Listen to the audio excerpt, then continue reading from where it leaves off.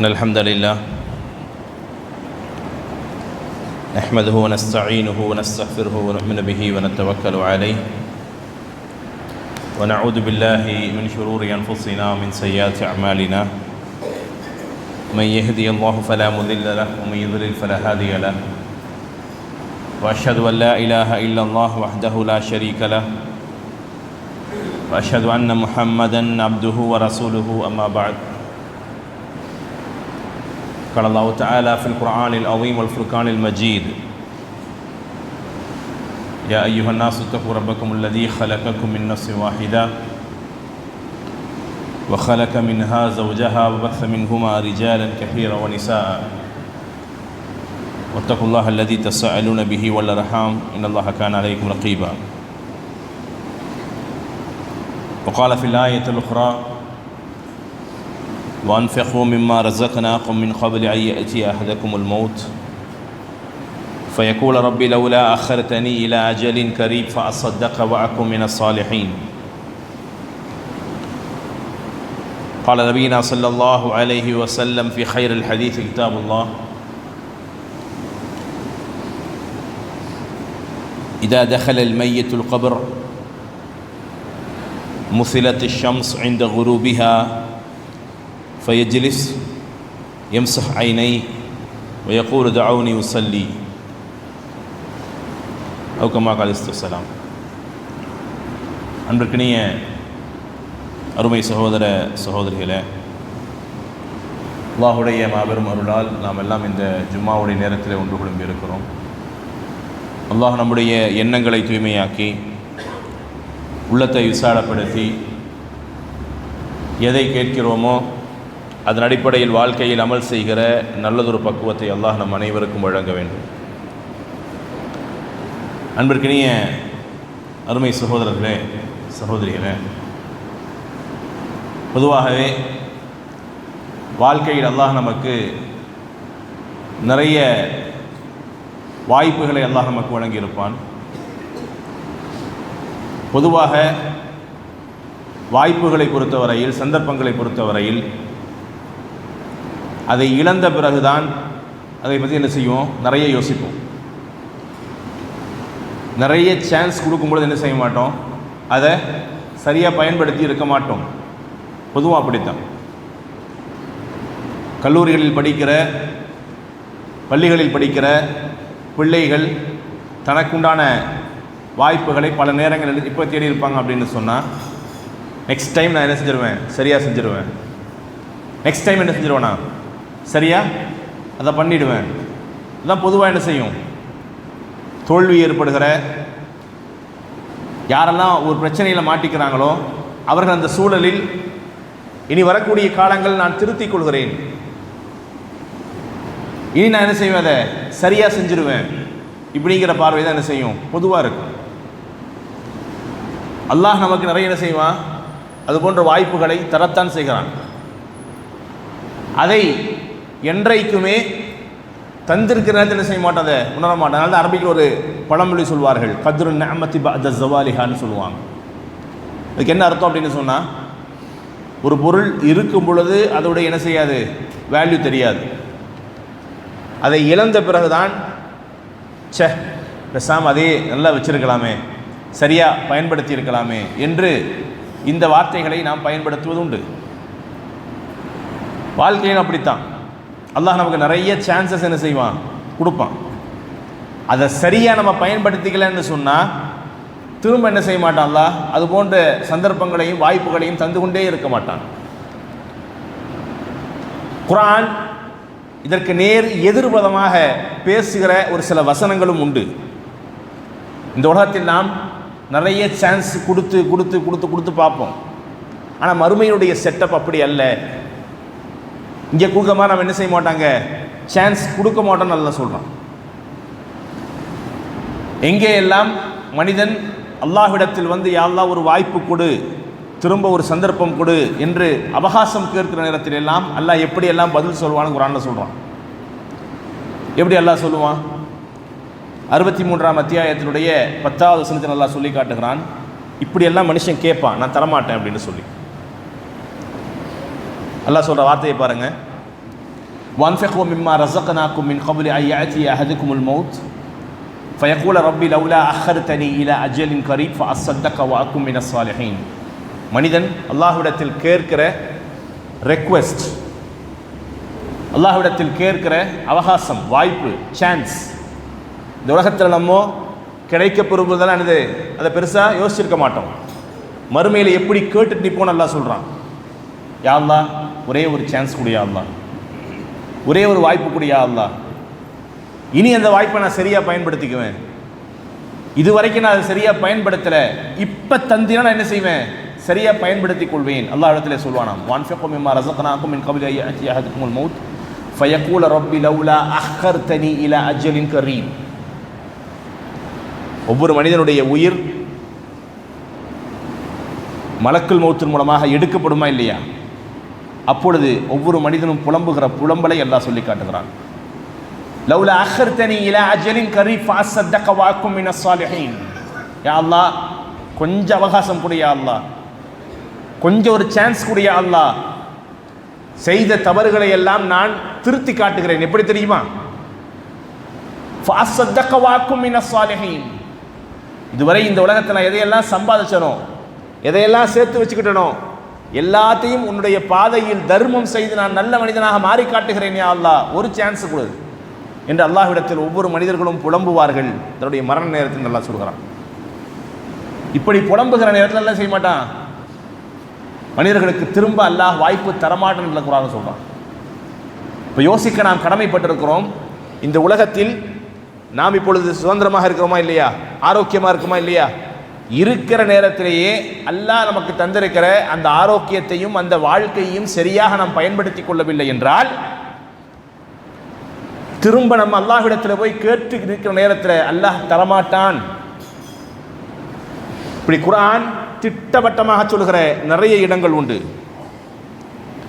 அல்லாஹ் சொல்கிறான் 32ஆம் அத்தியாயத்தினுடைய 12வது வசனம், வலவ் தரா இதில் முஜ்ரிமீன நாகிஸு ரூஸிஹிம் இன்த ரப்பிஹிம் ரப்பனா அப்ஸர்னா வ சமிஅனா ஃபர்ஜிஅனா நஅமல் ஸாலிஹா. இதுவும் அல்லாஹ்விடத்தில் ஒவ்வொரு மனிதர்களும் கேட்கிற ரிக்வெஸ்ட் தான் இது. எப்படி அல்லாஹ் கேட்பாங்க, எப்படி மனுஷன் கேட்பான் மறுமையில்? வலவ் தரா இதில் முஜ்ரிமீன நாகிஸு ரூஸிஹிம். இந்த உலகத்தில் யாரெல்லாம் பாவங்களையும் தவறுகளையும் அநியாயங்களையும் அட்டூழியங்களையும் ரொம்ப பரவலாக செய்து கொண்டிருந்தார்களோ, பகிரங்கமாக செய்து கொண்டிருந்தார்களோ, அவர்கள் நாளை மறுமையில் அல்லாஹ்விடத்திலே தலையை தொங்க போட்டவர்களாக இருப்பார்கள். நாக்கிசூர் ஊசிஹிம், தலையெல்லாம் அப்படி குனிஞ்சு நிற்பாங்க. எப்படி அல்லாஹ்வை ஃபேஸ் பண்ணுறதுன்னு தெரியாமல், எப்படி ஃபேஸ் பண்ணுறது, ரப்பை ஃபேஸ் பண்ண முடியாமல் தலை குனிந்தவர்களாக இருப்பார்கள். நாக்கிசூர் ஊசிஹிம் இந்த ரப்பிஹிம் ரப்பனா. இப்போ அவங்க சொல்கிற வார்த்தையை கவனிங்க, அவர்கள் சொல்லுகிற வார்த்தையை கவனியுங்கள். ரப்பனா அப்ஸர்னா வ சமிஅனா. இந்த உலகத்தில் எதைய வாழ்க்கையில் பார்க்கவே கூடாதுன்னு நினைச்சனோ, மறுமையில் கூட இதை நான் பார்க்கவே கூடாதுன்னு நினைத்தேன், அதையெல்லாம் பார்த்துட்டேன் யா அல்லாஹ். அப்ஸர்னா வ சமிஅனா, இதையெல்லாம் கேட்கக்கூடாதுன்னு நினைச்சனோ அதெல்லாம் கேட்டேன் யா அல்லாஹ். பார்க்கக்கூடாது எல்லாம் பார்த்துட்டேன், கேட்கக்கூடாது எல்லாம் கேட்டுட்டேன். நரகத்தில் அவர்கள் படுகிற பாடுகளை எல்லாம், அவர்கள் போடுகிற கூச்சல்களை எல்லாம் கண்ணால பார்த்து காதால கேட்டையா அல்லாஹ். திரும்ப அல்லாஹ்ட்ட கேட்பாங்களாம், ஃபர்ஜிஅ யா அல்லாஹ் ஃபர்ஜிஅனா நஅமல் ஸாலிஹா, எங்களை திருப்பி அனுப்பிடு. ஒரே ஒரு தடவை உலகத்துக்கு திருப்பி அனுப்பிடு, ஒரே ஒரு முறை உலகத்திற்கு திருப்பி அனுப்பிடு. நஅமல் ஸாலிஹா, நல்ல அமல்களையா செய்து, தொழுது, நோன்பு வைத்து, தர்மம் கொடுத்து, ஜக்காத்து கொடுத்து, அடுத்தவர்களுக்கு உணவு கொடுத்து, உம்ரா செய்து, ஹஜ் செய்து, நல்லமல்களாக செய்து என்னை நான் நல்ல மனிதனாக திருத்தி வாழ்கிறேன், ஒரு வாய்ப்பு கூட யா அல்லாஹ் என்று அல்லாஹ்விடத்தில் அவன் கேட்டு அழுது புலம்புவதாக குர்ஆன் சொல்கிறது. அல்லாஹ் தரமாட்டான், அல்லாஹ் தரமாட்டான். ரசூலுல்லாஹி ஸல்லல்லாஹு அலைஹி வஸல்லம் எவ்வளவு அழுத்தமாக சொன்னார் என்று பாருங்கள். ஒவ்வொரு மனிதனும் தன்னுடைய வாழ்நாளில் மரணம் எப்பொழுது அவனுக்கு சம்பவிக்கிறதோ, சம்பவிக்கிற ஒவ்வொரு மனிதனும் இந்த இடத்தை என்ன செய்வான், இந்த கட்டத்தை அடைவான். ரசூலுல்லாஹி ஸல்லல்லாஹு அலைஹி வஸல்லம் சொன்னார்கள், நம்ம வீடுகளில் நடக்கக்கூடிய ஒவ்வொரு மௌத்தையும் நீங்கள் கணக்கு வச்சுக்கோங்க. ரசூலுல்லாஹி ஸல்லல்லாஹு அலைஹி வஸல்லம் சொன்னாங்க, இதா தஹலல் மையத்தில் கப்ர், மரணிக்கப்பட்ட ஒவ்வொரு மவுத்துகளும் உலகத்தினுடைய எல்லா தொடர்புகளையும் துண்டிக்கப்பட்ட பிறகு கொஞ்ச நேரம் வீட்டில் வச்சிருப்போம். அவங்கள குளிப்பாட்டி பார்க்க வேண்டியவங்க எல்லாம் பார்த்து கவனிட்டு அந்த ஜனாசாவை எடுத்துட்டு போறோமா இல்லையா? எடுத்துட்டு போகக்கூடிய ஒவ்வொரு மையத்தும் மையவாடிக்கு கொண்டு சென்ற உடனே ஹதீஸில் வருகிற செய்தி அப்படியே கவனியுங்கள். இதா தஹலல் மையத் இந்தல் கபர், கபரில் கொண்டு போய் ஒவ்வொரு ஜனாசாவும் அடக்கப்பட்ட பிறகு முஸிலத்தி ஷம்ஸ் இந்த குரூபிஹா, ஹதீஸிலே வருகிறது. சூரியன் உச்சி சாய்ந்ததிலிருந்து சூரியன் அஸ்தமனமாக அந்த அசருடைய நேரம், அந்த நேரம் வருதா இல்லையா? அதை ஆரம்பிக்கிற அந்த நேரத்தில் அடக்கப்பட்ட ஒவ்வொரு மையத்தும் எழுந்து அமர்ந்து விடும். யாரெல்லாம் அடக்கப்பட்டிருக்கிறார்களோ அவர்கள் எழுந்து உட்கார்ந்து விடுவார்கள். உட்கார்ந்து விட்டு அவர்கள் சொல்லுகிற வார்த்தையை ரசூலுல்லாஹி ஸல்லல்லாஹு அலைஹி வஸல்லம் சொல்றாங்க. ஃபயம்ஸஹ் ஐனை, எந்திரிச்சு உட்கார்ந்து கண் அப்படியே கசக்குமா கொஞ்ச நேரம். கண்ணை கசக்கி விட்டு ஒவ்வொரு மையத்தும் சொல்லுகிற வார்த்தை தாவுனி உசல்லி, என்னை யார் பிடிச்சு வச்சிருக்கிறா, என்னை யார் பிடிச்சு வச்சிருக்கிறா, என்னை யார் இங்க அடைச்சு போட்டிருக்கிறா, தாவுனி உசல்லி, தொழுகைக்கு நேரமாச்சு என்னை விடுங்க, தொழுகைக்கு நேரமாச்சு என்னை விடுங்க. யார் இதை சொல்வா? ஹதீஸில் வருகிற அந்த நேரத்தை பார்த்தால் சரியா அசருடைய நேரம். ரசூலுல்லாஹி ஸல்லல்லாஹு அலைஹி வஸல்லம் சொன்னார்கள், ஆக கஷ்டமாக நயவஞ்சகர்களுக்கு இருக்கிற தொழுகை அசருடைய தொழுகை என்று சொன்னார்கள். அது கொஞ்சம் கஷ்டமாக இருக்கும்டாங்க. இன்னைக்கு அப்படித்தான் இருக்கும்.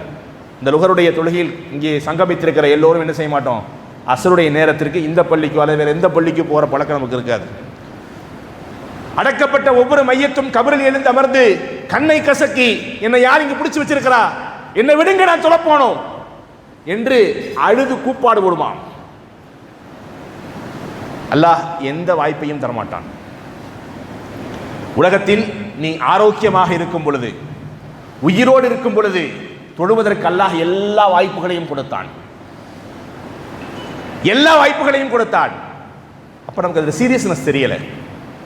ரசூலுல்லாஹி ஸல்லல்லாஹு அலைஹி வஸல்லம் ஒரு தொழுகையினுடைய சீரியஸ்னஸ் சஹாபாக்களுக்கு எப்படி புரிய வச்சாங்க தெரியுமா? ஹதீஸை நீங்கள் பார்க்கலாம். அல்லாஹ்வுடைய தூதர் ஒரு மையவாடியை கடந்து சென்றார்கள். துஃபின ஹதீஸன், ஹதீஸுடைய டெக்ஸ்ட் அது.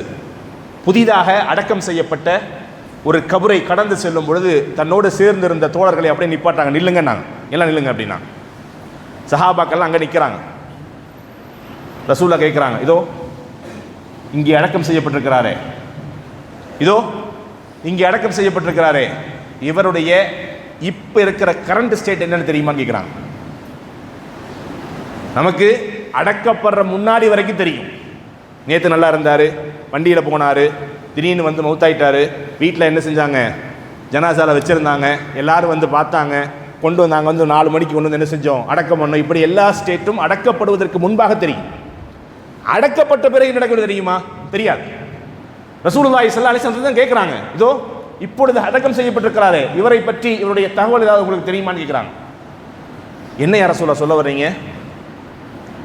இதை பழக்கப்பட்டிருக்கிறாரே, இவர் இந்த உலகத்தில் சாதாரணமாக தொழக்கூடிய 2 ரக்காத், ரக்காத்தானி ஹஃபீஃபத்தானி, ரக்காத்தானி ஹஃபீஃபத்தானி, ரொம்ப லேசா சிம்பிளா ஒரு 2 நிமிஷத்தில் தொழுகிற மாதிரி இருக்கிற 2 ரக்காத்துடைய தொழுகைக்கு அடக்கப்பட்டிருக்கிறாரே இவர்.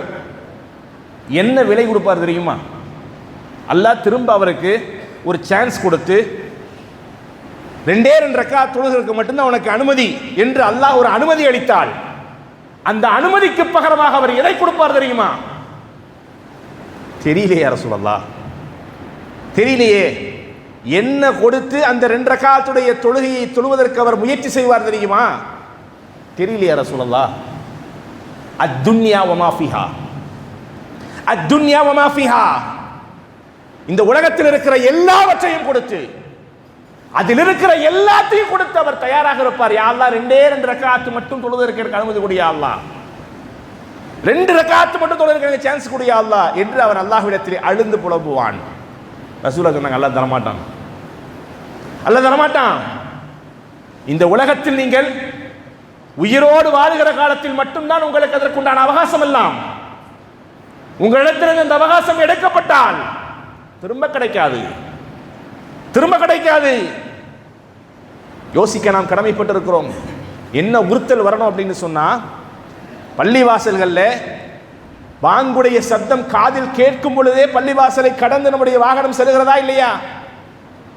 இமாம் ஜஹரியான தொழுகையை சத்தமிட்டு தொழ வைத்துக் கொண்டிருக்கும் பொழுது காதல கேட்டும் கேட்காத மாதிரி இந்த வண்டியில போறோமா இல்லையா?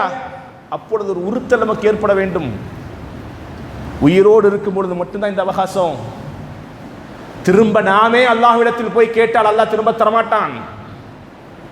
அல்லாஹ் தான் சொல்றான், தரமாட்டேன் தரமாட்டேன். நீங்க நினைக்கிற மாதிரி எல்லாம் உங்களுக்கு சான்ஸ் கிடைக்காது. கிடைக்கும் பொழுது அதை பயன்படுத்திக் கொள்ளுங்கள். அவகாசங்கள், வாய்ப்புகள் உங்களுக்கு கிடைத்தால் கிடைக்கும் பொழுது அதை பயன்படுத்திக் கொள்ளுங்கள். திரும்ப திரும்ப திரும்ப திரும்ப தருவேன்னு மட்டும் நினைக்காதீங்க. தர மாட்டேன் அல்லாஹ் சொல்லுகிற வார்த்தை அது. குர்ஆனில் வெவ்வேறு இடங்களில் அல்லாஹ் சொல்லுகிற வார்த்தை அதுதான். தரமாட்டேன் தரமாட்டேன் தரமாட்டேன். இங்கே கிடைச்சா பயன்படுத்திக்காத, இங்கே கிடைச்சா பயன்படுத்திக்க. அல்லாஹ் சொல்ற வார்த்தையை பாருங்க. வஜிஅ யௌமைதின் பிஜஹன்னம், வஜிஅ யௌமைதின் பிஜஹன்னம் யௌமைதி யததக்கருல் இன்சான் வ அன்னா லஹு ذிக்ரா யகூலு யா லைத்தனி கத்தம்து லி ஹயாத்தி. மனிதன் புலம்புகிற எல்லா புலம்பல்களையும் அல்லாஹ் சொல்கிறான்.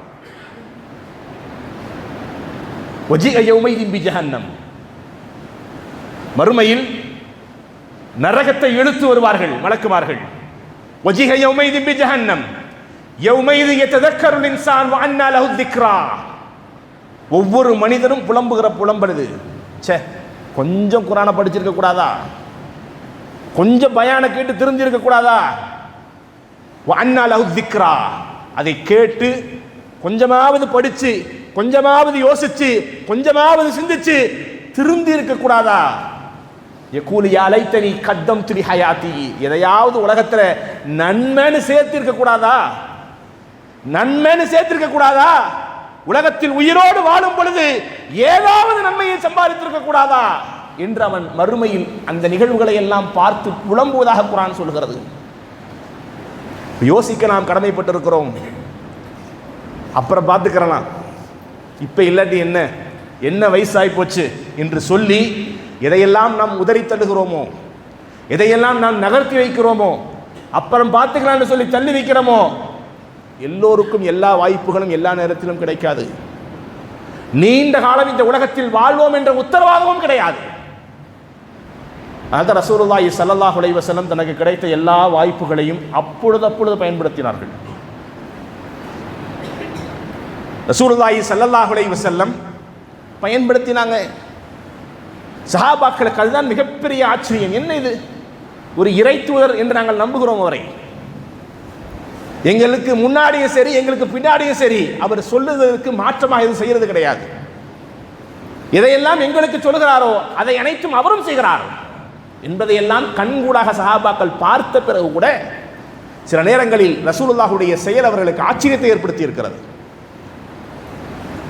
அதான் ஆயிஷா ரலியல்லாஹு என்ன செய்யறாங்க, ரசூலுல்லாஹுடைய மரணத்திற்கு பிறகு அதை பதிவு செய்கிறார்கள். நீண்ட நாளுக்கு பிறகு ஆயிஷா ரலியல்லாஹு அன்ஹாவை பார்ப்பதற்காக வேண்டி வந்த தூரத்து உறவுக்காரர் ஒருவர் வந்து ஆயிஷாண்ட பேசுகிறாங்க. ஆயிஷால கேட்குறாங்க, பொதுவாகவே ரசூலுல்லாஹுடைய வாழ்நாளுக்கு பிறகு இருந்த சஹாபாக்களுடைய மரபுகளில் இது உள்ளது. இது ரசூலுல்லாஹ் ஹயாத்தாக இருக்கும்போது என்ன செய்வாங்க, எங்கே பயணம் பண்ணி போனாலும் திரும்ப நேரம் ரசூலுல்லாஹ் தான் வருவாங்க. ரசூலுல்லாஹ் மௌத்தான பிறகு சஹாபாக்களுடைய பழக்கம் என்னவாக இருந்ததுன்னு சொன்னால், எந்த பகுதியில் வாழ்ந்தாலும் சரி, எவ்வளவு தொலைதூர பயணத்துக்கு போனாலும் சரி, திரும்ப நேராக வந்தால் கூட ரசூலுல்லாஹுடைய மனைவிமாரிடத்தில் வந்து எதையாவது பேசிட்டு தான் போவாங்க. ஏதாவது சந்தேகங்களை கேட்பாங்க, ஏதாவது ஆறுதல் சொல்லிட்டு போவாங்க. அவர்களுடைய வார்த்தைகள் மூலமாக ஆறுதல் அடைஞ்சிட்டு போவாங்க. இது அவருடைய பழக்கமாக இருந்தது. இப்போ நீண்ட இடைவெளிக்கு பிறகு ஆயிஷா ரலியல்லாஹுடைய தூரத்து உறவுக்காரர் ஒரு வருகிறார். ஆயிஷாவில் கேட்குறாங்க, என்ன இப்போ தான் வர வழி தெரிஞ்சுதா? நம்ம எப்படி நம்ம சொந்தக்காரங்க லேட்டாக வந்தால் நம்ம கேட்போமோ அது மாதிரி அவங்களும் கேட்குறாங்க, இப்போ தான் வழி தெரிஞ்சுதா? இத்தனை நாள் எங்கே போனீங்க, இத்தனை நாள் எங்கே போனீங்க, இப்போ தான் வர உங்களுக்கு நேரம் வந்ததா அப்படின்னு கேட்குறாங்க. அவர் சொல்கிறாரு, ஒரு அழகான அரபி பழமொழியை சொல்லுகிறார், ஜூர் ஹிப்பன் தஸ்துத் ஹுப்பா. அப்படிதான் இருக்கணும். அடிக்கடி வந்தா அந்த தேடலும் அன்பு என்ன செய்யாது, அதிகம் இருக்காது. எனக்காவது ரொம்ப நாள் வரலன்னா அப்பதான் என்ன செய்யும், தேடுவாங்க. என்ன ஆளையே காணமே அப்படின்னு சொல்லி தேடுவாங்க. அப்பதான் என்ன செய்யும், அன்பு இன்னும் அதிகமாகும். பாய்ச்சல் சொல்றாங்க, உங்களுடைய கவிதைகளை இழந்துக்கு ஓரமாக போடுங்கண்ணா. அப்போ அவங்க கேட்குறாரு, யா உம்மா, தாயே, உங்களுடைய வாழ்நாளில் நபிகளார் ஸல்லல்லாஹு அலைஹி வஸல்லத்திற்கு மிக நெருக்கமான துணைவியர்கள் ஒருவர் நீங்கள். ரசூல்லா கூட வாழ்ந்த வாழ்க்கையில் உங்களால் மறக்கவே முடியாது என்று சொல்லுகிற நிகழ்வு ஏதாவது உண்டா? அதை விட்டு உங்களால் கடந்து போக முடியாத அளவிற்கு உங்களை கட்டி போடுகிற நிகழ்வு ஏதாவது உண்டா என்று கேட்கிறார். ஆயிஷா இதை கேட்ட உடனே உங்களுக்கு என்ன செஞ்ச, ரசூலுடைய ஞாபகம்லாம் வந்து அழுக ஆரம்பிக்கிறாங்க. ரொம்ப நேரம் அழுகிறாங்க. அழுதுட்டு இருக்கு, நபிகளார் ஸல்லல்லாஹு அலைஹி வஸல்லத்துடைய வாழ்நாளில் இறை தூதரோடு நான் எப்பொழுதெல்லாம் மனைவியாக இருந்திருக்கிறேனோ அந்த நாட்களில் எந்த நாட்களையும் என்னால் மறக்க முடியாது. அதில் குறிப்பாக தேடிச் சொல்வதாக இருந்தால் இந்த ஒரு தினத்தை நான் சொல்வேன். அந்த நாளை என்னால் என் வாழ்க்கையில் மறக்கவே முடியாது. அப்படின்னா என்னாச்சு, என்ன நடந்தது அப்படின்னு கேட்குறாங்க. அப்போது ஆயிஷா அந்த விஷயத்தை அப்படியே சொல்கிறாங்க. அந்த தேதியை பொறுத்தவரையில் அந்த நாள் எனக்குண்டான நாள். ரசூலுல்லாஹி ஸல்லல்லாஹு அலைஹி வஸல்லம் தன்னுடைய மனைவியர்களுக்கு மத்தியில் தேதியை பகிர்ந்து அந்த தேதிக்கு என்ன செய்வாங்க, அந்த மனைவி இடத்துல போவாங்க. அந்த தேதி என்னுடைய தேதி, என் டேட் அது. ரசூலுல்லாஹி ஸல்லல்லாஹு அலைஹி வஸல்லத்தை நான் எதிர்பார்த்து ஆவலாக காத்திருந்தேன். ரசூலுல்லாஹ் வந்தாங்க. ரசூலுல்லாஹுடைய வருகையை பார்த்ததிலிருந்து எனக்கு பயங்கர சந்தோஷம். நான் ரசூலுல்லாஹ் ரொம்ப நேரம் சிரித்து பேசிக்கிட்டே இருந்தேன். ஒரு கணவன் மனைவியாக எங்களுக்கு மத்தியில் அந்த ஊடல் இருக்கு இல்லையா, அந்த ஊடலை சொல்கிறாங்க. நாங்கள் ரொம்ப சந்தோஷமாக சிரித்து பேசிக்கிட்டே இருந்தோம். ரொம்ப நேரம் பேசிக்கிட்டே இருந்தோம். ரசூலுல்லாஹி ஸல்லல்லாஹு அலைஹி வஸல்லம் திடீரென்று சொன்னார்கள், தஅவுனி உஸல்லி, என்னை விடுங்க நான் தொழ போகிறேன் அப்படின்னாங்க. என்னை விடுங்க நான் தொழ போகிறேன் அப்படின்னாங்க. மனைவியாக இந்த செய்தியை சொல்கிறார். உண்மையிலேயே என்னுடைய கணவரோடு அந்த இரவில் நான் அதிகம் பேச வேண்டும் என்று, கணவன் மனைவியாக அந்த நேரத்தை செலவழிக்க வேண்டும் என்று ஆசைப்பட்டேன். ஆனால் ரசூலுல்லாஹ் தொழுகிறோம்னாங்க. இறை தூதருடைய விருப்பமே என்னுடைய விருப்பம். சரி யார் ரசூலுல்லாஹ் போய் தொழுங்கன்னு சொன்னேன். ரசூலுல்லாஹ் தொழ போயிட்டாங்க. அல்லாஹ்வுடைய தூதர் அந்த நாளில் தொழுத தொழுகையை நான் பார்த்தேன். என்னுடைய வாழ்நாளில் மறக்கவே முடியாது. அல்லாஹ்வுடைய தூதர் நீண்ட நேரம் தொழுதார்கள். ரசூலுல்லாஹி ஸல்லல்லாஹு அலைஹி வஸல்லம் தக்பீர் கட்டி தொழ ஆரம்பித்து கண்ணீர் வடித்து அல்லாஹ்விடத்தில் என்ன செஞ்சாங்க, துவா செய்தார்கள். தொழுது அல்லாஹ்விடத்தில் பிரார்த்தனை செய்தார்கள். குர்ஆனுடைய வசனங்களை ஓதி ஓதி கண்ணீர் வடித்தார்கள். நான் பார்த்தேன் ரசூலுல்லாஹி ஸல்லல்லாஹு அலைஹி வஸல்லத்துடைய தாடி முழுக்க நிறைந்திருந்தது அழுகையினால். அல்லாஹ்வுடைய தூதர் ருக்கு செய்தாலோ, அல்லாஹ்வுடைய தூதர் சுஜூத் செய்தாலோ அந்த இடம் ஃபுல்லா ரசூலுல்லாஹுடைய கண்ணீரை நான் பார்த்தேன். எனக்கு புரியல, எனக்கு தெரியல ஏன் ரசூலுல்லாஹி ஸல்லல்லாஹு அலைஹி வஸல்லம் இவ்வளவு அழுதாங்கன்னு தெரியல.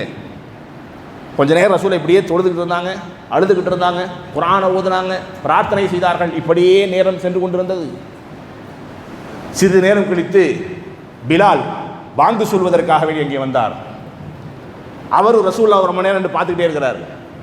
நபிகளார் ஸல்லல்லாஹு அலைஹி வஸல்லத்துடைய கால் வீங்கி கொண்டிருக்கிறது. நின்று தொழுகிறாங்க, ரசூலுல்லாஹ் கால் வீங்கி இருக்குது. அப்போ தான் அவர் கேட்குறார், யார் ரசூலுல்லாஹ் என்ன இது, என்ன இது, ஏன் இப்படி கால் வலிக்கணும்னு தொழுகிறீங்க? எங்களை மாதிரி உங்களுக்கு சாதாரண நாள் கிடையாதுல்ல, நீங்கள் உங்களுக்கு தான் முன்பின் பாவங்கள் எல்லாம் மன்னிக்கப்பட்டு விட்டதே, பிறகு ஏன் இப்படி கால் வலிக்கின்ற தொழ வேண்டும்? நாங்கள் தொழுகிறோம் என்றால் எங்களுக்கு அப்படியெல்லாம் எந்த முன்னறிவிப்பும் இல்லை. முன்பின் பாவங்கள் எல்லாம் மன்னிக்கப்பட்டதா எங்களுக்கு சொல்லப்படலை. நீங்க ஏன் எப்படி தொழுதுகிட்டு இருக்கிறீங்க? அப்பதான் ரசூலுல்லாஹி ஸல்லல்லாஹு அலைஹி வஸல்லம் இந்த வார்த்தையை சொன்னார்கள், அஃபலா அன் நகூன அப்தன் ஷக்கூரா, அஃபலா அன் நகூன அப்தன் ஷக்கூரா, நான் அல்லாஹ்வுக்கு நன்றி கடமைப்பட்ட அடியானாக மாற வேண்டாமா? தன்னுடைய வாழ்நாளில் தனக்கு கிடைத்த எல்லா சான்ஸ்களையும் ரசூலுல்லாஹி ஸல்லல்லாஹு அலைஹி வஸல்லம் மிகச்சரியாக பயன்படுத்தினார்கள். நம்மளை மாதிரி காரணம் சொல்லலை. சஹாபாக்களும் சரி, சஹாபிய பெண்மணிகளும் சரி, தனக்குண்டான அவகாசமாக எது கிடைத்தாலும் அதை சரியாக பயன்படுத்தினார்கள். யோசிக்க நாம் கடமைப்பட்டிருக்கிறோம். நம்முடைய வாழ்க்கையில் நமக்கு நிறைய சான்ஸ் எல்லாம் கொடுத்துருக்குறாங்க. நமக்கு அதில் சீரியஸ்னஸ் என்னன்னு தெரியறதில்லை. யோசிக்க வேண்டும், நிறைய யோசிக்கணும். ரசூலுல்லாஹி ஸல்லல்லாஹு அலைஹி வஸல்லம் ஒவ்வொரு சின்ன சின்ன சின்ன சின்ன அவகாசத்தினுடைய வேல்யூஸ் என்னன்னு சொல்லி கொடுத்தாங்க. ரசூலுல்லாஹி ஸல்லல்லாஹு அலைஹி வஸல்லம் ஒரு நாள் வீட்டுக்கு வர்றாங்க. வரும்பொழுது ஆயிஷா ரலியல்லாஹு அன்ஹா ஒரு விஷயத்தை ரசூலுல்லாஹ்ட்ட சொல்கிறாங்க. ரசூலுல்லாஹ்க்கு திரும்ப ஒரு பதில் ஆயிஷா ரலியல்லாஹு சொல்கிறாங்க. என்ன பதில்னு சொன்னால், அன்றைய தினத்தில் ஒரு ஆட்டை என்ன செய்கிறாங்க, குர்பான் கொடுக்குறாங்க. குர்பான் கொடுக்கப்பட்ட ஆடு ரசூலோட வீட்டில் என்ன செய்யுது, சதையாக இருக்கிறது. ஒவ்வொருத்தரும் தனக்குண்டான தேவைகள் என்ன செய்கிறாங்க, எடுத்துகிட்டு போயிடுறாங்க. தனக்கு எதெல்லாம் பிடிக்குமோ பிடிக்கிறது பூரா எடுத்துகிட்டு போயிடுறாங்க. ரசூலுல்லாஹ் சில வீட்டுக்கு வரும்பொழுது ரசூலுல்லாஹ் சொல்கிறாங்க, யாரை சொல்லதா, எல்லாம் போச்சு, எல்லாம் போச்சு. இந்த 2 சப்பை ரசூலுல்லாஹ்வுக்கு ரொம்ப பிடிக்கும், அதனால் அதை எடுத்து வச்சுட்டாங்க. அதை தவிர பாக்கி எல்லாமே போயிடுச்சு. ரசூலுல்லாஹ் எல்லாம் எடுத்துகிட்டு போயிட்டாங்க, எல்லாம் வாங்கிட்டாங்க, இது மட்டும்தான் இருக்குது. ரசூலுல்லாஹி ஸல்லல்லாஹு அலைஹி வஸல்லம் எவ்வளவு டிப்ளமேட்டிக்காக அவங்களுக்கு அதை சொல்லி புரிய வைக்கிறாங்கன்னு பாருங்கள். இப்படி ஒரு பதிலை நம்முடைய வாழ்நாளில் நம்முடைய குழந்தைகளுக்கோ நம்முடைய மனைவிமார்களுக்கோ என்றைக்கும் சொல்லியிருக்க மாட்டோம். போச்சு வேற வாங்கியிருக்கோன்னு சொல்லிடுவோம். இது போயிடுச்சா, தொலைஞ்சு போச்சா, உடஞ்சி போச்சா, வாங்கிட்டு போயிட்டாங்களா, எடுத்துகிட்டு போயிட்டாங்களா, வேற வாங்கிக்கலாம்னு சொல்லியிருப்போம். இப்படி ஒரு பதிலை சொல்லியிருக்க மாட்டோம். ரசூலுல்லாஹி ஸல்லல்லாஹு அலைஹி வஸல்லம் சொல்லி கொடுத்த பதில் என்ன தெரியுமா? நீங்கள் என்ன நினைக்கிறீங்க, உங்கள்கிட்ட வாங்கிட்டு போனாங்களா இல்லையா, அதெல்லாம் நன்மையாக அல்லாஹ்விடத்தில் எஞ்சி இருக்கிறது. எதையெல்லாம் உங்களுக்கு வாங்கிட்டு போனாங்களோ, எடுத்துகிட்டு போனாங்களோ, அதெல்லாம் அல்லாஹ்விடத்தில் நன்மையாக எஞ்சி இருக்கிறது. இந்த 2 சதை இருக்கு இல்லையா, அதை மட்டும் தான் நம்ம அனுபவிக்க போகிறோம். இதுக்கு தான் நன்மை நமக்கு கொஞ்சம் டவுட்டாக இருக்குது. பாக்கி எல்லாத்துக்கும் நமக்கு நன்மை கேரண்டி, கன்ஃபார்ம். ரசூலுல்லாஹி ஸல்லல்லாஹு அலைஹி வஸல்லம் இப்படி ஆயிஷா ரலியல்லாஹு பக்குவப்படுத்துனாங்க. என்ன மெசேஜ் இது? இதில் சொல்ல வந்த மெசேஜ் என்னன்னு சொன்னா, ஒரு விஷயத்தை அனுபவிப்பதன் மூலமாக அல்ல சந்தோஷம் என்பது, கொடுப்பதன் மூலமாக மட்டும்தான் சந்தோஷம். திருப்தி நீங்க எதில் அடையணும்னு சொன்னா, எவ்வளவு நான் சேர்த்து வச்சிருக்கிறேன், எனக்கு, என் பிள்ளைகளுக்கு, என் குடும்பத்திற்கு எவ்வளவு இருக்குங்கிறதுல சந்தோஷம். எவ்வளவு நான் கொடுத்திருக்கிறேன், எவ்வளவு நான் கொடுத்திருக்கிறேன் என்பதில் மட்டும்தான் சந்தோஷம் என்பதை ரசூலுல்லாஹி ஸல்லல்லாஹு அலைஹி வஸல்லம் சொல்லி புரிய வைத்தார்கள். யோசிக்க நாம் கடமைப்பட்டிருக்கிறோம். சேர்த்துவதில் மட்டுமே சந்தோஷம் அடைகிற மிக மிக சுயநலமான ஒரு வாழ்க்கையை வாழ்ந்து கொண்டிருக்கிறோம். சஹாபாக்களுக்கு ரசூலுல்லாஹ் இதை கற்றுக் கொடுக்கல. சேர்த்துறதுல சந்தோஷம் இல்லை, கொடுக்கறதுல தான் சந்தோஷம். அடுத்தவனுடைய தேவை ஹாஜத்துல் மல்ஹூஃப் இப்படி வருது. ஒருத்தன் கஷ்டமான தேவையில் ஒருத்தன் வந்திருக்கிறான்னு சொன்னா, அவன் தேவையை நீ பூர்த்தி செய்கிறாயா இல்லையா, அதை நீ பூர்த்தி செய்யும் பொழுது அல்லாஹ் உனக்கு உன்னுடைய கஷ்டத்தில் மிகப்பெரிய அளவில் உதவி செய்வான். அது புரியணும். சமீபத்திய நிகழ்வுகள், ஒரு நிகழ்வரை உதாரணமாக சொல்கிறேன். நம்ம என்ன நினைக்கிறோம்னு சொன்னால், இந்த உலகத்தில் எது நடந்தாலும் வரலாறுகளாக நாம் அதை சொல்லும் பொழுது, அது 1400 வருஷத்துக்கு முன்பாக, செல்ஃபோன் இல்லாத காலத்தில், கார் இல்லாத காலத்தில், லக்ஸுரி இல்லாத காலத்தில் அதெல்லாம் நீங்கள் பேசிக்கிட்டு இருக்கிறீங்க. அன்னைக்கு சஹாபாக்கள் அப்படிலாம் இருந்தாங்களா? அது சஹாபாக்களால் முடியும். சமகாலத்தில் ஏதாவது இருக்கா? சமகாலத்திலும் நிறைய உதாரணங்கள் உண்டு. அதை பார்க்க கேட்க நமக்கு அவகாசம் கிடைக்கல, அவ்வளவுதான். நான் உதாரணம் சொல்கிறேனே, சவுதி அரேபியாவில் நடந்த ஒரு நிகழ்வுகளில் ஒன்று 2017 நடந்த நிகழ்வு. ஒரு ஷேக், பெரிய பணக்காரரும் கூட, தன் குழந்தைகளோடு ரியாதிலிருந்து என்ன செய்கிறாரு, மனைவி பிள்ளைகளோடு தொலைதூர பயணமாக என்ன செய்கிறார், ஒரு வாகனத்தில் வருகிறார். ஒவ்வொரு விசிட் என்ன செய்கிறாரு, மக்காவை வர்றாரு, மக்காவை சுற்றி மறுபடியும் மதீனாவுக்கு போகிறாரு. எல்லாம் உம்ராலாம் முடித்து, மதீனாவெல்லாம் ஜியாரா முடிச்சுட்டு திரும்ப மதீனாவிலேருந்து கிளம்பி ரியாதுக்கு போகும்போது, போகிற வழியில் தன் மனைவி பிள்ளைகளோட அந்த பயணத்தை அவர் மேற்கொள்கிறார். தனிமையில் போகிற வழியில் வண்டி பிரேக் டவுன் ஆகுது. அப்படி வண்டி நின்றுச்சு. போய் வந்தவர்களுக்கு தெரியும், சில பகுதிகளை நீங்கள் பார்க்கலாம். மக்கா மதீனாவுக்கு நீங்கள் ட்ராவல் பண்ணணும்னு சொன்னால், மக்கா டு மதீனா போகும்பொழுது கொஞ்சம் தான் சிட்டி, பாக்கி எல்லாம் வெறும் பாலைவனம் தான். ஒரு பெட்ரோல் கூட என்ன செய்ய முடியாது, ஒரு 200 கிலோமீட்டர் இல்லாமல் என்ன செய்ய முடியாது, போய் அடைய முடியாது. அங்கே என்ன செய்யாது, உங்களுக்கு எந்த மெக்கானிக் ஷெட் எதுவும் இருக்காது. இது மக்கா டு மதீனாவுடைய ட்ராவலை சொல்கிறேன். மதீனா டு ரியாத் என்று சொன்னால் கிட்டத்தட்ட 850-900 கிலோமீட்டர் ட்ராவல் இருக்குது. இதற்கு இடைப்பட்ட பகுதியில் என்ன செய்கிறாரு, ஒரு இடத்தில் அவர் மாட்டிக்கொள்கிறார். வண்டி பிரேக் டவுன் ஆகுது. ரொம்ப நேரம் என்ன செய்கிறாரு, வெளியே வந்து நின்று முடி பிதுங்கி நிற்கிறாரு. இரவு நேரம் ஆயிடுச்சு, பெரிய பதட்டத்தில் நிற்கிறாரு, என்ன செய்யறதுன்னு தெரியல. இப்போ ரொம்ப நேரம் நிற்கிறத பார்த்து என்ன செய்கிறாரு, பின்னாடி வந்து ஒரு வண்டி என்ன செய்யுது, அந்த ஹசார்ட் லைட் அடிச்சுட்டே வருது, பக்கத்தில் வந்து வண்டி என்ன செய்யுது, வண்டி நிற்குது. வந்து நின்ற உடனே அவர் என்ன செய்கிறாரு, ஒரு இளைஞர் இறங்கி வருகிறார். அந்த இளைஞர் இறங்கி வந்து, ஷேக் என்னாச்சு, ஏன் வண்டி நிற்குது, இது ஒரு பாலைவனமாச்சே, ஏன் நிற்கிறீங்க இங்கே, ஏதாவது பிரச்சனையா அப்படின்னு கேட்குறான். இப்போ அவர் சொல்கிறார், ஆமாம் என்னென்னு தெரியல, வண்டியில் கம்ப்ளைண்ட், வண்டி நகர மாட்டேங்குது, என்ன பண்ணுறதுன்னு தெரியல, நீ எந்த பக்கம் போனாலும் சரி ஒரு 200-300 கிலோமீட்டருக்கு எனக்கு எந்த ஹெல்ப்பும் கிடைக்காது, அசிஸ்டன்ஸும் கிடைக்காது, என்ன பண்ணுறதுன்னு தெரியலை என்று சொல்லி அவர் பதட்டமாக இருக்கிறார். இப்போ அவர் என்ன செய்கிறார், நான் பார்க்கவா வேணா, சரி போய் பாருங்கள். வண்டி ஃபுல்லாக சுற்றி பார்க்குறாரு, உள்ளுக்குள்ளே பார்க்குறாரு, எதுவும் தெரியலை, எதுவும் பெரிய பிரச்சனை போல வண்டியில். அவர் மறுகணமே சொல்கிறார், நம்ம என்ன சொல்லியிருப்போம், இருங்க நான் யாரையாவது ஹெல்ப் கேட்குறேன்னு சொல்லியிருப்போம். அவர் என்ன சொன்னார்னா, ஃபேமிலியோடு இருக்கிறீங்களா, ஆமாம். மனைவி பிள்ளைகள் இருக்காங்களா, ஆமாம் எல்லாம் இருக்கிறாங்க. சரி நீங்கள் ஒன்று பண்ணுங்கள், இந்த வண்டியை நீங்கள் என்ன செய்யுங்க, ஏன் வண்டி எடுத்துகிட்டு போங்க, ஏன் வண்டி எடுத்துகிட்டு போங்க, உங்கள் வண்டியை நான் என்ன செய்கிறேன், நீங்கள் ரியாத் தானே, நானும் ரியாத் தான், நாங்கள் கொண்டு வந்து சேர்த்துறேன், பயப்படாதீங்க அப்படின்னு சொல்லி என்ன செய்கிறாரு. அந்த நேரத்தில் அவருக்கு எதையும் யோசிக்க தோறலை, பதட்டம். மனைவி பிள்ளைகளை வச்சுட்டு இரவு நேரத்தில் என்ன செய்கிறது, எந்த ஹெல்ப்பு கிடைக்காது, என்ன பண்ணுறது, இந்த பதட்டத்தில் என்ன செய்கிறாரு, வண்டி கிடச்ச உடனே வண்டியை வாங்கி என்ன செய்கிறாரு, இன்ஷா அல்லாஹ் இது என் ஃபோன் நம்பர்னு சொல்லி கான்டாக்ட் நம்பரை ஷேர் பண்ணி என்ன செய்கிறாரு, போயிடுறாரு. 800 கிலோமீட்டர் தாண்டி என்ன செய்கிறார், ரியாதுக்கு போயிடுறாரு. போய் ஒரு நாள் ஃபுல்லாக கழிந்த பிறகு அடுத்த நாள் அந்த இளைஞர்கிட்ட கால் வருது, ஷேக் உங்கள் வண்டி எடுத்துகிட்டு நான் என்ன செஞ்சுட்டேன், ரியாதில் இந்த ஷெட்டில் விட்டுருக்கிறேன், நீங்கள் இப்போ இங்கே வந்தீங்கன்னா என் வண்டியை கொடுத்துட்டு உங்கள் வண்டி சாவியை வாங்கி என்ன செய்யலாம், ரெடி பண்ணி நீங்கள் எடுத்துகிட்டு போய்க்கலாம் ஷேக் என்ன செய்கிறாரு சொல்கிறார். அப்பொழுது அவர் அந்த நேரத்தில் நேராக போகிறாரு. அது ஒரு பெருசாக என்ன செய்யலை, பெருசுப்படுத்தலை. அவருக்கு அந்த நேரத்தில் தப்பிச்சது ஒரு பெரிய விஷயமா இருந்துச்சு. அவர்கிட்ட சாவியை ஷேர் பண்ணி நம்பரை ஷேர் பண்ணிட்டு போயிடுறாரு. இது அன்றைக்கு சாதாரணமாக நடந்த நிகழ்வுகளில் ஒன்று. ரொம்ப கஷ்டமான ஒரு நேரத்தில் அறியாத புறத்திலிருந்து வந்த மிகப்பெரிய ஒரு உதவி, யார் என்று தெரியாத மனிதர் செய்த உதவி அது. கொஞ்ச நாள் கழித்து அவர்களுக்கு மத்தியில் பெரிய பெரிய மஷாயிகளுக்கு மத்தியில் உட்கார்ந்து பேசும்பொழுது, உங்களுடைய வாழ்க்கையில் உங்களால் மறக்க முடியாத, நீங்கள் அதை வேல்யூ பண்ணுகிற இடத்துல வைக்கிற செய்தி ஏதாவது சொல்லுங்கன்னு சொல்லி பேசுகிறாங்க. ஒவ்வொருத்தரும் ஒவ்வொரு மெசேஜ்களை பேசும்பொழுது இவர் இந்த செய்தியை சொல்கிறார். சுற்றி இருக்கிற எல்லோரும் ஆச்சரியப்பட்டு பார்க்குறாங்க, இப்படி ஒரு ஹெல்ப் உனக்கு கிடைச்சதா, மாஷா அல்லாஹ், அல்லாஹ்வுடைய மிகப்பெரிய உதவி, அந்த மனிதருக்கு நீ எவ்வளோ தேங்க்ஸ் பண்ணியிருக்கணும் அப்படின்னு என்ன செய்கிறாரு சொல்கிறார்.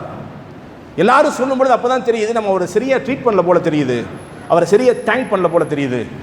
அந்த நம்பர் அங்கே கையில் இருக்குது, உடனே கால் பண்ணுறாங்க. கால் பண்ணி இன்னார் இருக்கிறாரான்னு கேட்குறாங்க. ஆப்போசிட்லேருந்து ஒரு பெண் பதில் சொல்கிறாங்க, நீங்கள் யார், இல்லை ஐன ஃபுலான், அந்த பையன் எங்கே, இல்லை நீங்கள் யாரும், உங்களுக்கு என்ன வேணும், இல்லை எனக்கு இவருக்கு இப்படி ஒரு தொடர்பு இருக்குது, நான் ஒரு இடத்துல இப்படி மாட்டிக்கிட்டேன், மாட்டும் பொழுது அவர் தான் என்ன செஞ்சார், அவருடைய வாகனத்தை எனக்கு கொடுத்து மிகப்பெரிய அளவில் ஹெல்ப் பண்ணார், அவர்கிட்ட நான் பேச ஆசைப்பட்றேன். இப்போ அந்த மனைவி சொல்கிறாங்க, அவர் இப்போ இங்கே இல்லை அப்படின்னு சொல்லி கொஞ்சம் தழுதழுத்த குரலில் பேசுகிறாங்க. இப்போ கேட்குறாங்க, எதுவும் பிரச்சனையா, ஏன் உங்கள் பதில் இப்படி இருக்குது, எங்கே அவர், இல்லை அவர் கொஞ்சம் கடன் பிரச்சனை, கடன் பிரச்சனையினால் போலீஸ் அவர் அரெஸ்ட் பண்ணி கூட்டு போய் ஜெயிலில் வச்சிருக்கிறாங்க, அவர் இப்போ ஜெயிலில் இருக்கிறாரு, இப்போ நீங்கள் அவர்கிட்ட பேச முடியாது, அவர் எப்பொழுதாவது வந்தால் திரும்ப நான் அவர்கிட்ட என்ன செய்யறேன், நீங்கள் கால் பண்ணதா சொல்கிறேன் அப்படின்னு என்ன சொல்கிறாங்க. இவருக்காக மனதில் அவ்வளோ பெரிய நெருடல்.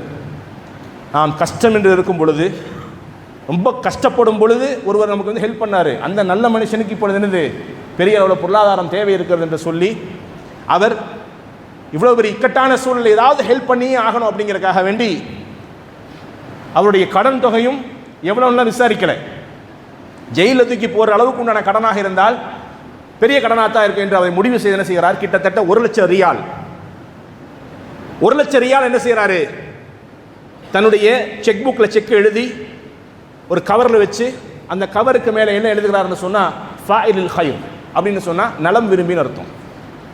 உங்களின் நலம் விரும்பி இதை உங்களுக்கு கிஃப்ட் பண்ணுறாங்கன்னு செய்கிறாங்க, போய் ஜெயிலில் கொண்டு போய் கொடுக்குறாங்க. இன்னாட்ட ஒப்படைச்சிருங்கன்னு சொல்லி கொடுத்த உடனே அதை வாங்குறாரு. வாங்கி பார்த்தா 1 லட்சம் ரியால், நம்ம ஊர் காசுக்கு கிட்டத்தட்ட 23 லட்சம் ரூபாய். அதை வாங்கி இப்படி பார்த்துட்டு, இதை வச்சு என் பிரச்சனையை தீர்க்க முடியாது, ஏன்னா என்னுடைய பிரச்சனை என்பது கிட்டத்தட்ட 30 லட்சம் ரியால், பல கோடிகளை தாண்டுகிறது, இதை வச்சு என்ன செய்ய முடியாது, என் பிரச்சனையை தீர்க்க முடியாதுன்னு சொல்லி மறுகணமே அவர் என்ன செய்கிறார், தன்னோடு சேர்ந்து இருக்கிற தோழர்கள் யாரெல்லாம் இருக்கிறாங்களோ அவருக்கு யாருக்கெல்லாம் சின்ன சின்ன கடன் இருக்குதோ, ஒருத்தருக்கு 25,000 ரியால் கடன் இந்தா நீ வச்சுக்கோ, ஒருத்தருக்கு 10,000 ரியால் கடன் நீ வச்சுக்கோ, அப்படி ஒரு 5-6 பேருக்கு கிட்டத்தட்ட 7 பேர் வரைக்கும் தன்னுடைய கணக்கு வந்திருக்கிற காசை வச்சு தம் பிரச்சனையை தீர்க்க முடியாமல் அடுத்தவங்களுடைய எல்லா பிரச்சனைகளை எல்லாம் தீர்த்து 7 பேர்த்தை வெளியே அனுப்பிடுறாரு. இது அப்படியே நடந்து போகிறது. இதை சிறை கண்காணிப்பாளர் பார்த்துக்கிட்டே இருக்கிறார். ஒரு நீண்ட இடைவெளிக்கு பிறகு அந்த ஷேக் திரும்ப என்ன செய்கிறாரு, பல மாதங்கள் 2-3 மாதங்கள் கழித்து திரும்ப வந்து அந்த நம்பருக்கு கால் பண்ணுறாரு. ஐன ஃபுலான், எங்கே அவர் இன்னும் வரல. ஜெயிலிருந்து இன்னும் வரலையா? இன்னும் வரலையே. இல்லையே, அவருடைய தேவையை நான் பூர்த்தி பண்ணியிருக்கேன். இல்லை அவர் இன்னும் வரல. அவருக்கு பதட்டமாக என்ன செய்கிறார், இந்த பணம் அவருக்கு போய் சேரலையோ என்ற பதட்டத்தில் என்ன செய்கிறார், நேராக போகிறார். சிறை அதிகாரிகிட்ட பேசுகிறாரு. நான் இன்னாருக்காக வேண்டி ஒரு பெரிய தொகை என்ன செஞ்சேன், கொடுத்தேன். ஆனால் தொகையை கொடுத்த பிறகு கூட என்ன செய்யல, அவர் வெளியே வரலை. என்ன காரணம் அப்படின்னு சொல்லும் பொழுது அவர் சிரிக்கிறாரு. ஷேக், என்ன பண்ணீங்க, நீங்கள் கொடுத்த காசுலாம் அவருக்கு பத்தாது. அவருடைய பிரச்சனை, நீங்கள் கொடுத்தது 1 லட்சம் ரியால், அவருடைய தேவை என்பது 30 லட்சம் ரியால். நீங்கள் என்ன செய்ய முடியாது, அவருக்கு அவர் பிரச்சனைக்கு 7 கோடி ரூபா வரைக்கும் என்ன செய்ய முடியாது, அவர் பிரச்சனை உங்களால் தீர்க்க முடியாது, விட்டுருங்க அப்படிங்கிறார். சுப்ஹான் அல்லாஹில் அலீம். அன்றைக்கு அந்த ஷேக்குடைய மனதில் என்ன பட்டது என்று தெரியவில்லை. அவர் யோசிக்கிறாரு, நமக்கு யாருன்னு தெரியாமையே ஹெல்ப் பண்ணுற அந்த மனுஷன் எங்கேயோ பாதிக்கப்பட்டிருப்பான், ஏதாவது எனக்கு செஞ்சே ஆகணும் அப்படிங்கிறதுக்காக வேண்டி அவர் தன்னுடைய புறத்திலிருந்து க்ரௌட் ஃபண்ட் பண்ணுறாரு. தன் மூலமாக தன்னுடைய நண்பர்கள் பெரிய பெரிய ஆட்கள்கிட்ட எல்லாம் பேசி க்ரௌட் ஃபண்டிங்காக கிட்டத்தட்ட 30 லட்சம் ரியாலை என்ன செய்கிறாரு, எடுத்துகிட்டு வர்றாரு. அவ்வளோ பெரிய அமௌண்ட்டையும் ஒரே செக்காக எழுதி திரும்ப திரும்ப அதே மாதிரி ஜெயிலுக்கு கொண்டு வர்றாரு. கொண்டு வந்து அதே மாதிரி என்வலப் கவரில் செக்கை வச்சிருக்கிறாரு. வெளியே எழுதியிருக்கிற பெயர் ஃபாயிலுல் ஹைர், நலம் விரும்பி. அந்த பேப்பரை பார்த்த உடனே சிறை கண்காணிப்பாளர் பார்க்கிறார். அந்த அஜீப், 30 லட்சம் ரியால், சற்றேற குறைய 7 கோடி ரூபாய் அமௌண்ட்டை கொடுத்த பிறகு கூட உங்கள் பேரை நீங்கள் மென்ஷன் பண்ணல. என்ன போட்டிருக்கிறீங்க, நலம் விரும்பின்னு போட்டிருக்கிறீங்க. அந்த அஜீப், ஹூ ஐதன் அஜீப், நீங்கள் ஒரு ஆச்சரியமான மனிதர். தோ உள்ள இருக்கிறாரே அவனும் சாதாரண ஆள் கிடையாது, அவனும் ஒரு ஆச்சரியமான மனிதர் தான். நீங்கள் போன தடவை கொடுத்தீங்க 1 லட்சம் ரியால், அதை வச்சு தன்னுடைய நண்பர்களில் 7 பேரை ஜெயிலிருந்து வெளியே அனுப்பியிருக்காப்ல. அந்த அஜீப் ஹூ ஐதன் அஜீப் என்று சொல்லி அந்த பொருளாதாரத்தை கொண்டு அவருடைய எல்லா கடனும் அடைக்கப்பட்டு அந்த மனிதர் ஜெயிலிருந்து வெளியே வந்தார் என்ற செய்தியை நாம் கேட்கும் பொழுது இதிலிருந்து படிக்க வேண்டிய மன்ஃபாத் என்ன? நாம் அடுத்தவருடைய கஷ்டத்தை நம்ம கஷ்டமாக பார்த்தோம்னா, நமக்கு என்னைக்காவது கஷ்டம் வரும்பொழுது அல்லாஹ் அறியாத உரத்திலிருந்து உதவி எப்படி வேணாலும் கொண்டு வருவான். அது அல்லாஹ் குர்ஆன்ல சொல்றான், ومن يتق الله يجعل له مخرجا من حيث لا يحتسب. யார் அல்லாஹ்வை உண்மையிலேயே பயப்படுகிறார்களோ, அஞ்சி நடுங்குகிறார்களோ, அவர்கள் கஷ்டம் என்று சிரமம் என்று இருக்கும் பொழுது அவர்கள் அறியாத உரத்திலிருந்து நாம் உதவியை கொண்டு வந்து தருவோம் என்று அல்லாஹ் சொல்கிறான். யோசிக்க நாம் கடமைப்பட்டிருக்கிறோம். இந்த உலகத்தில் அல்லாஹ் நமக்கு என்ன வாய்ப்புகளை கொடுத்திருக்கிறானோ, என்ன வசதிகளை கொடுத்திருக்கிறானோ, அடுத்தவருடைய தேவையை கருத்தில் கொண்டு அதை அவர்களுக்கு கொடுக்கிற மக்களாக அல்லாஹ் உங்களையும் என்னையும் ஆக்கியல் புரிவானாக. வாஹிர் தஅவானா அல்ஹம்துலில்லாஹி ரப்பில் ஆலமீன். அஸ்ஸலாமு அலைக்கும் வரஹ்மத்துல்லாஹி வபரகாத்துஹு.